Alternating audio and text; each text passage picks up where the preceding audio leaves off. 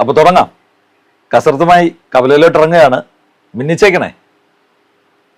നമ്മുടെ വിദ്യാഭ്യാസ മന്ത്രി ശിവൻകുട്ടി സഖാവിൻ്റെ ഒരു FB പോസ്റ്റിൽ അദ്ദേഹം കുറിച്ചതായിരുന്നു: പൊതുജനങ്ങളുടെ പ്രത്യേക ശ്രദ്ധയ്ക്ക് പാരസിറ്റമോളും സിട്രസിനുമെല്ലാം ഡോക്ടറുടെ നിർദ്ദേശപ്രകാരം മാത്രം കഴിക്കുക, വ്യാജന്മാരെ ഒഴിവാക്കുക.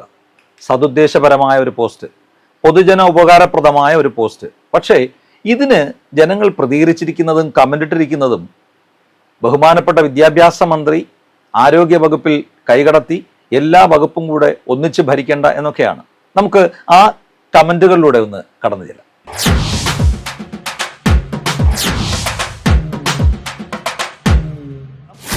കമന്റ് നോക്കിക്കേ.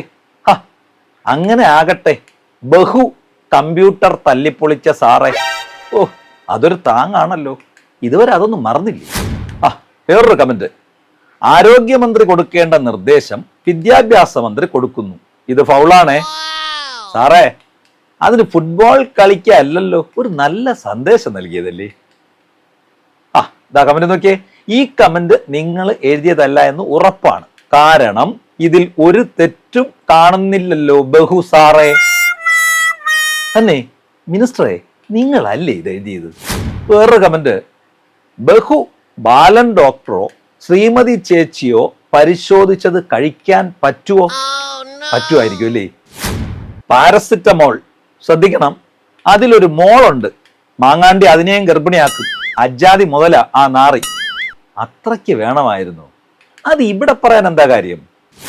വേറൊരു കമന്റ്: ശരി, ബഹു ഡയസിലെ ഡാൻസർ. ഓ, എന്ത് അനുസരണ! ആ ഡാൻസ് ഡപ്പാങ്കുത്തല്ലേ, ഒരു കയ്യബദ്ധം. ഇവിടുത്തെ ആരോഗ്യമന്ത്രി മാറിയ വിവരം അറിഞ്ഞില്ല, പാപം ജനം കഴുതകൾ. ഇത്തരത്തിലാണ് ഒരു കമന്റ്. ആര് പറഞ്ഞു ആരോഗ്യമന്ത്രി മാറിയെന്ന്?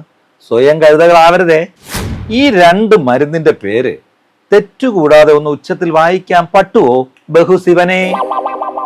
ഒന്ന് ഉച്ചത്തിൽ വായിച്ചിട്ട് കൊടുക്കണം മിനിസ്റ്ററെ. നടേശ കൊല്ലണ്ട. വെള്ളാപ്പള്ളി സാറിനെയാണോ ഉദ്ദേശിച്ചത്?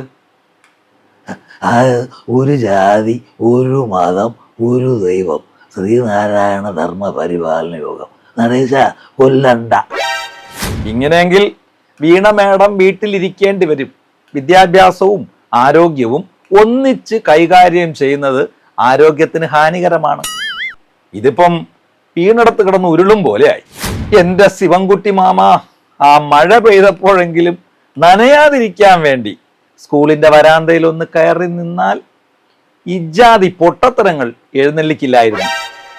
അനിയ, മഴ പെയ്തിട്ടുണ്ട്, വരാന്തയിൽ കയറി നിന്നിട്ടുണ്ട്, അകത്ത് കയറി ഇരുന്നിട്ടുമുണ്ട് അല്ലേ മിനിസ്റ്ററെ? വേറൊരു കമന്റ്: പൂവൻ കോഴിയെ വന്ധ്യംകരണത്തിലുള്ള മരുന്ന് നൽകി പിടക്കോഴികളെ സുരക്ഷിതരാക്കുക. ഇതെന്നെയാണ് ഉദ്ദേശിച്ചത്, എന്നെ തന്നെയാണ്, എന്നെ മാത്രമാണ്. പനി, ജലദോഷം, കഫക്കെട്ട്, കുത്തിക്കഴപ്പ് എന്നിവയ്ക്ക് ഉത്തമ ഔഷധം പാരസിറ്റമോൾ. കുത്തിക്കഴപ്പിന് കൊള്ളാമോ? പുതിയ അറിവാണല്ലോ. ജനപ്രതിനിധികളുടെ ശ്രദ്ധയ്ക്ക്: വല്ല ബെഞ്ചിന്റെയോ ഡെസ്കിന്റെയോ മുകളിൽ കയറി ഡാൻസ് കളിക്കുമ്പോൾ CCTV ഇല്ല എന്ന് ഉറപ്പുവരുത്തി മാത്രം കളിക്കുക. CCTV ഉള്ളത് കൊണ്ടല്ലേ TV കാണാൻ പറ്റിയത്.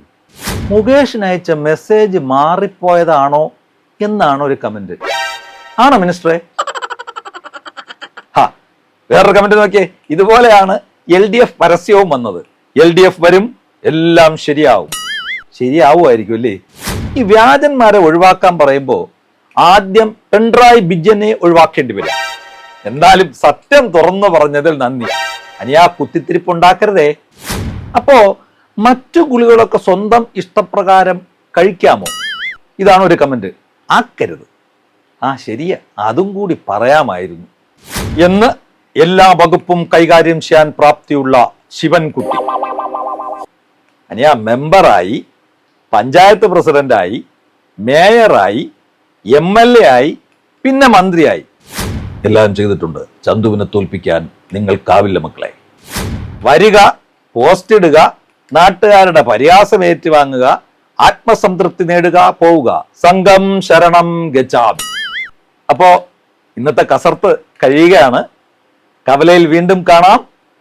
അപ്പൊ എല്ലാവരും ഓക്കെ അല്ലേ? By the by, all the best.